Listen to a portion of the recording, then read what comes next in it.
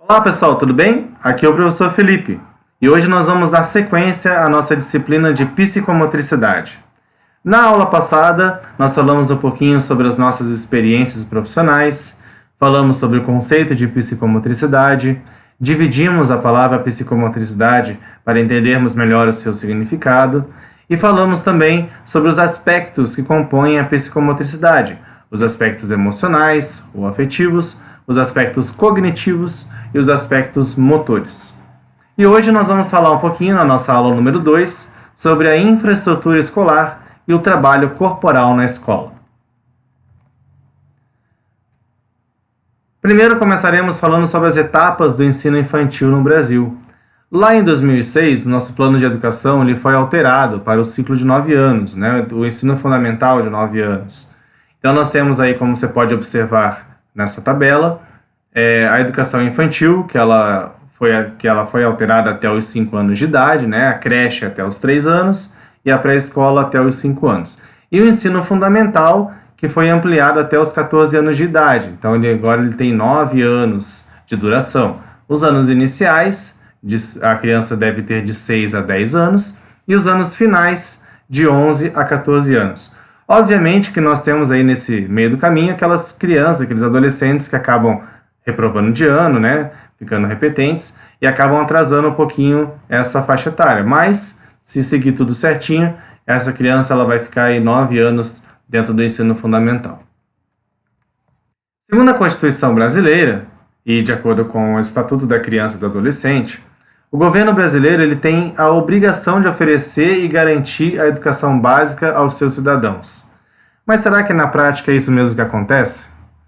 Se nós formos aí para regiões mais carentes, com poucas possibilidades, nós ainda vamos ver muitas crianças analfabetas, crianças que passaram do tempo de entrar na escola, crianças que têm muita dificuldade de conseguir o acesso à escola, crianças que estão trabalhando, isso mesmo, trabalhando em regiões mais rurais e que não tem nem a possibilidade, nem a condição necessária de ter acesso a uma escola. Ou às vezes até mesmo a própria escola não dá essas condições adequadas para as crianças, não é mesmo? Então, na teoria, o governo brasileiro tem essa obrigatoriedade, porém nós ainda encontramos dentro do nosso país muitas crianças que não têm acesso à escola.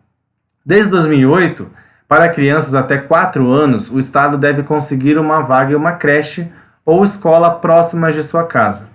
E também essa é uma outra dificuldade que nós encontramos como pais, quem é pai e mãe aí, de encontrar vaga em creches públicas. Então, todo início de ano, final ou começo de ano, alguns pais têm muita dificuldade de conseguir vaga em escolas, em creches, para seus filhos. E a própria lei determina, que não deveria ser assim. Então nós temos aí, às vezes, a quantidade baixa de creches que atendem em determinadas regiões, e alguns pais se veem na obrigatoriedade de estar pagando uma escola, uma creche particular para os seus filhos. Claro que quem tem condições, tudo bem, mas muitas pessoas, um grande grupo da nossa população não tem essa condição de estar financiando uma creche particular, uma creche privada.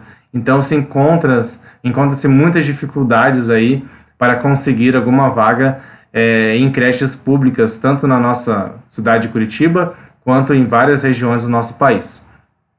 Isso acaba atrasando, consequentemente, o desenvolvimento escolar das crianças, não é mesmo? Na educação infantil, o desenvolvimento do indivíduo tem que ser integral. Quando nós falamos sobre esse desenvolvimento integral do indivíduo, nós estamos falando sobre o aspecto físico, o aspecto moral, o aspecto psicológico, intelectual e social daquela criança. Quando nós falamos em aspecto físico, a escola tem essa possibilidade de oferecer atividades que trabalhem essa questão física do indivíduo. Dentro das aulas de educação física, dentro das aulas de artes, ou até mesmo a professora regente pode estar trabalhando alguma atividade dentro de sala de aula que trabalhe essa questão física dos nossos alunos. As crianças hoje em dia, infelizmente, estão cada vez mais sedentárias.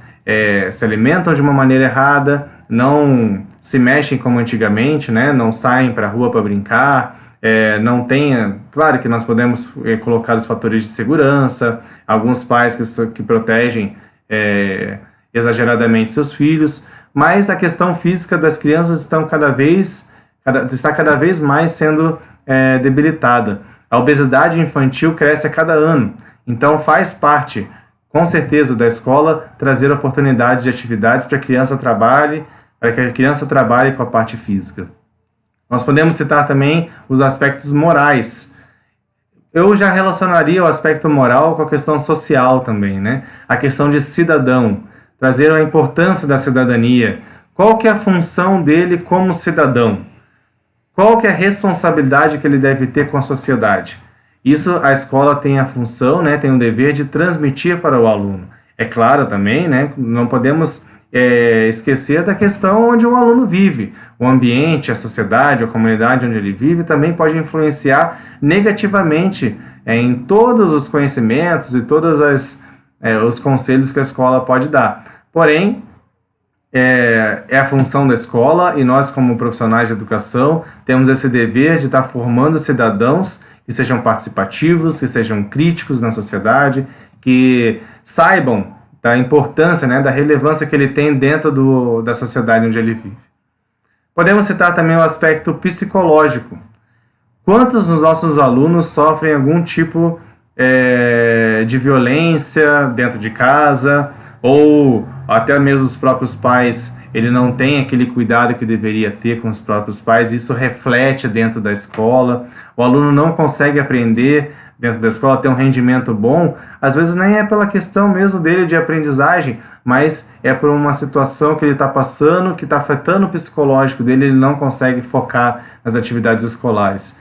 Então, a escola também tem essa autonomia de estar trabalhando a parte psicológica do aluno, estar encaminhando para algum acompanhamento profissional fora da escola, onde ele pode ter esse apoio, esse suporte, e a gente pode estar ajudando esse nosso aluno de alguma maneira.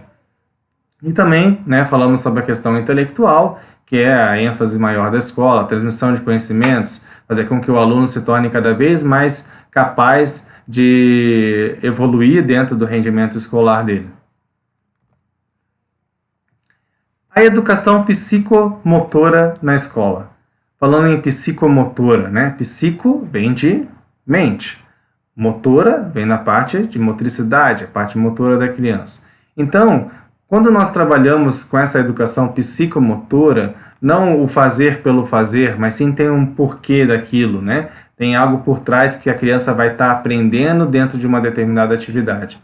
Essas atividades ajudam a criança a se organizar melhor, propicia melhores possibilidades deles resolverem algumas atividades educativas. Quantas situações que a criança vai estar aprendendo algo fora da sala de aula, que no papel e na caneta você vê que não vai. A criança não consegue entender aquilo, mas através de uma atividade lúdica, ela vai pegar de uma maneira que às vezes você nem imagina. De repente a criança está sabendo fazer uma determinada conta, um determinado cálculo nas aulas de matemática que ela não conseguia fazer dentro de sala de aula. Mas através de uma atividade lúdica, de uma brincadeira, ela pôde perceber aquilo que ainda faltava nela. Quantas atividades a gente pode trazer que pode melhorar algum valor que a criança tem, um valor de amizade, da interação com seus colegas, com seus amigos. Então nós podemos trazer as atividades psicomotoras nessa questão de desenvolvimento, né?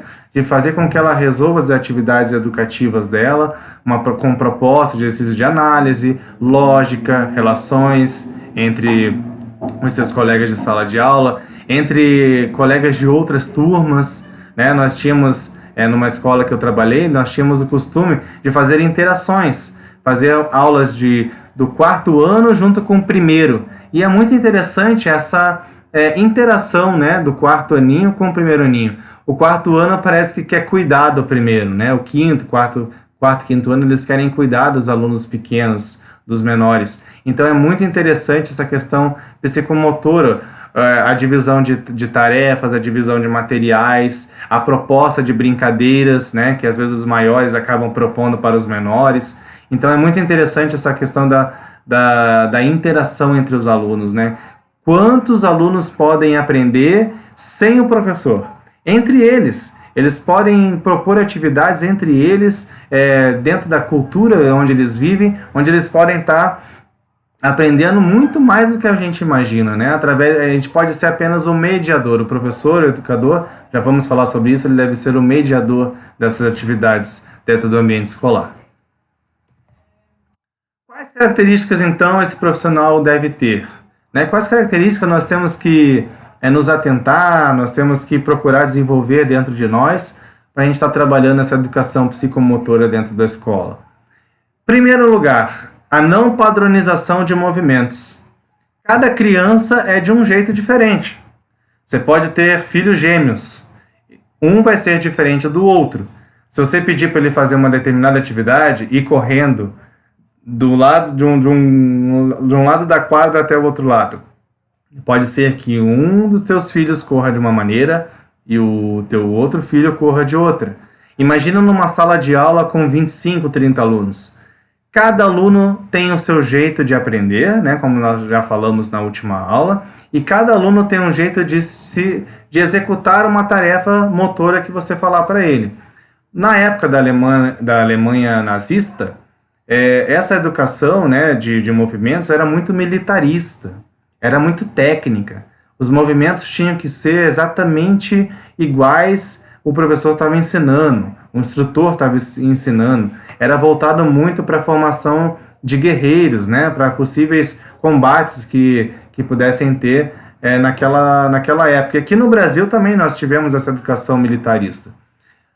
Com o passar dos anos, isso foi, né, se dissolvendo. E hoje nós temos essa educação psicomotora como uma ótima alternativa dentro da escola, onde a criança vai fazer o seu desenvolvimento do jeito dela. Né? Ela vai estar aprendendo as coisas da maneira dela, através de atividades diferenciadas, através de atividades onde o brincar para ela é o essencial. Né? Às vezes ela está aprendendo uma coisa que ela nem ela mesma está se dando conta, não é verdade? Então, não existe uma padronização. Né? Nós não estamos em esporte de rendimento, né? Num voleibol, por exemplo, você tem que fazer um movimento de toque perfeitamente, onde você tem que fazer um movimento de manchete perfeitamente, onde o saque tem que ser daquela maneira. Então não é isso, né? Na escola não existe uma padronização, não existe uma receita de bolo. Não, é totalmente ao contrário. Cada criança ela vai expor o seu conhecimento motor também, cognitivo motor, dentro das suas possibilidades, de acordo com o meio onde ela vive. Seguindo, o professor deve promover atividades lúdicas, incentivando a criatividade e propondo desafios. Criança adora desafio. Se você virar para uma criança e falar, eu duvido que você faça determinada tarefa, ela vai te provar por A mais B que ela consegue sim e vai querer te mostrar aquilo 10, 20 vezes para você perceber que ela consegue fazer sim. Criança adora ser desafiada, adora desafios. Então vale a pena que o professor incentive essas questões dentro da sua aula. O profissional também deve focar no desenvolvimento cognitivo-motor da criança, respeitando a faixa etária. Nós falamos um pouquinho também sobre o desenvolvimento motor das crianças, né, dos indivíduos. Falamos rapidinho na aula passada. Desenvolvimento motor, ele vai respeitar aquilo que o indivíduo consegue fazer dentro da faixa etária dele. Não adianta você pegar uma criança de 4 anos de idade e querer que ela jogue futebol perfeitamente, que ela tenha o controle da bola, que ela tenha noção de espaço, de tempo, de regras. Não adianta isso, porque isso não faz parte ainda do desenvolvimento cognitivo dela, do controle motor que ela tem. Então não adianta você querer forçar a barra com ela, que consequentemente você vai se frustrar quanto a isso, né? Então, todo o desenvolvimento cognitivo, né, e motor dos indivíduos deve ser respeitado, né? Respeitando cada faixa etária de cada criança. O profissional também deve levar em considerações fatores culturais, étnicos e sociais. Fatores culturais e sociais, né? Se você for numa escola de periferia, você vai ter ali os alunos que provavelmente jogam bola, na rua, que soltam pipa. E por que não trazer atividades assim dentro de sua aula? Na escola que eu trabalho, eu costumo fazer uma vez por ano o Dia da Pipa, né, que é o Festival da Pipa. Eles ficam, né, alucinados com o Dia da Pipa, porque é uma atividade que eles têm costume de fazer fora da escola. E quando o professor deixou a gente soltar pipa dentro da escola. Então é claro que a gente tem um espaço aberto lá onde a gente tem essa possibilidade, nem toda escola tem isso. E claro que nós fazemos também sem a utilização de cerol, né? Mas eles ficam, assim, muito entusiasmados quando a gente faz esse dia da pipa. Porque é uma atividade que eles adoram fazer. Quantas coisas a gente pode estar ensinando, né, trabalhando com os nossos alunos, numa atividade de soltar pipa? Você pode estar trabalhando ali a coordenação motora fina dele para a produção de uma pipa, com materiais alternativos que você pode ter na escola, que eles podem trazer. A parte mesmo da atividade em si, né, de soltar a pipa, a questão motora, a questão da interação dele com os outros colegas, isso é uma atividade, uma aula que ele jamais vai esquecer. Então tem que ser levado em consideração as questões culturais, sociais, a dificuldade que alguns alunos podem ter de estar conseguindo aquilo que você quer, que você está propondo. Então tudo isso tem que ser levado em consideração quando você for trabalhar a tua atividade psicomotora.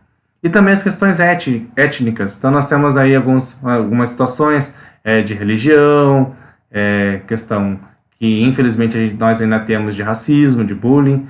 Então nós temos aí algumas questões que tem que ser levadas em consideração para que você consiga abraçar toda a tua turma. É claro que sempre um fica um pouco mais para trás, você não consegue alcançar como você deveria, mas a intenção do profissional, né, da educação, tem que ser atingir o máximo possível dos seus alunos para que todos possam usufruir daquilo que você está propondo para eles. O profissional também deve incentivar o processo de descobrimento do mundo externo, reforçando atitudes de autonomia, de iniciativa, de espírito crítico e democrático. As nossas crianças atualmente estão cada vez mais dependentes dos adultos, né, dos professores. As crianças precisam do professor para que ela vá no banheiro, criança pequena. Precisa que o professor coloque lá o lanche dela no pratinho em cima lá da mesa dela, porque ela não sabe mexer com aquilo. Então falta autonomia na criança, né? Falta a iniciativa da criança pegar por ela mesma e fazer uma tarefa básica, né? Às vezes falta incentivo que vem de casa. Então a escola, o professor, o profissional, deve incentivar isso, que ela descubra o mundo onde ela vive, que ela mexa nas coisas, que ela pegue, que ela toque, que ela sinta o cheiro, que ela segure, que ela manuseie, que ela descubra, que ela suba, que ela role, que ela rasteje. Possibilidades onde teu aluno possa descobrir o mundo onde ele está, descobrir a escola que ele estuda, que ele possa chegar em casa e ter esse espírito, né, de descoberta do mundo onde ele vive, né? Infelizmente a gente tem muitas crianças, né, que são muito apegadas a tudo vir pronto para elas, né? A criança não tem aquela autonomia dela mesmo fazer, né? Quantas crianças pequenas, vamos colocar crianças aí de 6 anos, que não sabem amarrar o tênis? Já parou para pensar nisso? Aula de educação física, então, uma beleza. Você passa a aula amarrando o tênis de um monte de gente. Por quê? Porque eles não têm, às vezes, um incentivo de casa, né? O pai, a mãe, o responsável não tirou um tempo ali para ensinar o filho deles a amarrar o tênis. Isso acaba sendo exposto dentro do ambiente escolar, não é mesmo? Então, por que não trabalhar atividades de amarrar tênis dentro das nossas aulas? Vamos fazer uma atividade lúdica, vamos fazer a corrida de amarrar tênis. Vamos misturar o tênis de todo mundo num local e quem achar primeiro o seu tênis, calçar o tênis e trazer para o professor, marca um ponto para a sua equipe, sei lá. Você pode inventar várias atividades envolvendo essas questões de autonomia, de iniciativa, do espírito crítico, dele colocar a opinião dele em alguma situação. Então, o profissional ele deve incentivar isso, né? Para que a criança abra a boca mesmo, para que a criança se posicione desde pequeno, para que ela tenha a sua personalidade, que ela coloque a sua opinião dentro da atividade que você está fazendo. E nesse cenário, qual que é a importância da educação física? Né? Nós podemos perceber dentro do texto lá que foi proposto lá no AVA, que há um trecho, né, desse texto que fala muito da educação física. Né? Infelizmente, a área de educação física ainda é alvo de muitas críticas ou até mesmo algum preconceito vindo de profissionais de dentro da escola. Profissionais que atuam, às vezes, do nosso lado e que não entendem ainda alguns objetivos da educação física. Quantas situações também eu já passei dentro do ambiente escolar com pedagogos ou com outros professores que não entendiam o objetivo de uma atividade que eu estava fazendo, né? Viam aquilo como perigoso, como algo que não era ideal. Então, qual que é a importância da educação física? O que você acha? Em primeiro lugar, quando você tem um professor especialista em uma determinada área, fica mais fácil, né, de você trabalhar com a criançada. Por exemplo, não vamos falar de professor, né? Vamos dar um exemplo para você. Se você está com algum problema no coração, o que é melhor você ir num clínico geral ou num cardiologista? Aonde você vai? Acredito que você vá num cardiologista. Por quê? Porque ele é um médico especialista naquele problema que você está tendo. E é exatamente isso. Nós temos um exemplo aqui próximo, no município de Araucária, que de 1º ao 5º ano não tem professor de educação física na escola. É a professora regente que faz as atividades motoras. Quanto essas crianças estão perdendo? É claro, não estou querendo dizer que aquela professora, né, aquele professor não pode desempenhar um trabalho excepcional. Claro que pode. Mas não é um professor especialista. Não é um professor que pode transferir muito mais conhecimento e variações de atividades, né, porque não tem aquele estudo específico daquela disciplina. Então, em primeiro lugar, né, você ter um professor especialista em educação física para as crianças é de grande valia dentro de uma aula, dentro do ambiente escolar. Né? Ela vai focar naquele professor ali como aquele mediador da atividade cognitivo-motora dela dentro do ambiente escolar. É uma educação também necessária para o não movimento. Quantas coisas que você pode aprender na educação física e que você não aprende no lápis e no papel. Você pode transferir para o teu aluno, dentro de uma aula de educação física, a questão de valores, de disciplina, de respeito a regras. Se você trabalha em um esporte, por exemplo, tem determinadas regras que o aluno tem que seguir. Um determinado jogo que tem as suas regras que o aluno tem que seguir, senão ele não vai se enquadrar ali. Ele vai, através de uma atividade lúdica, ele vai aprendendo essas questões, que às vezes dentro de sala de aula não dá certo. Então uma aula de educação física ela não é só o brincar pelo brincar, o correr sem ter fundamento nenhum, sem ter objetivo nenhum. É exatamente ao contrário. Você pode transferir muitos valores, muitas questões, até mesmo cognitivas, através das atividades psicomotoras que você pode estar realizando. Então, a educação física ela vai muito além do simplesmente sair de sala, né, correr, voltar todo mundo suado e apenas tem sempre um objetivo por trás daquilo. Né? Nós podemos falar também sobre a formação de indivíduos críticos e participativos com relação à cultura corporal de movimento. O que é a cultura corporal de movimento? É tudo aquilo que o teu aluno, o teu indivíduo, ou você mesmo, agrega com relação à tua parte motora. Então, desde criança, né, você foi passando lá pela creche, pelos ensinos iniciais ali, os anos iniciais do ensino fundamental, e você foi agregando várias atividades, várias vivências, você foi... a sua cultura corporal foi, né, se alimentando cada vez mais.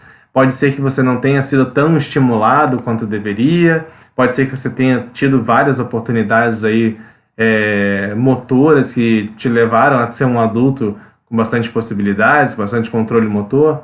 Então, vale muito para cada uma de nossas crianças para que elas sejam formadas, né, como indivíduos críticos e que sejam participativos com relação a isso. Eles possam dar a opinião deles, que eles possam trazer alguma coisa que eles conhecem, que eles fazem fora da escola, que eles possam se organizar entre eles e criar alguma atividade, que eles possam, dentro do ambiente onde eles vivem, eles possam mudar as regras de algum determinado jogo. Então, passa por isso também a educação física, de criar, de formar indivíduos com essas qualidades. E a questão da aula livre, hein? Se eu perguntar para vocês aí como que era a educação física de vocês, o que vocês iam me responder?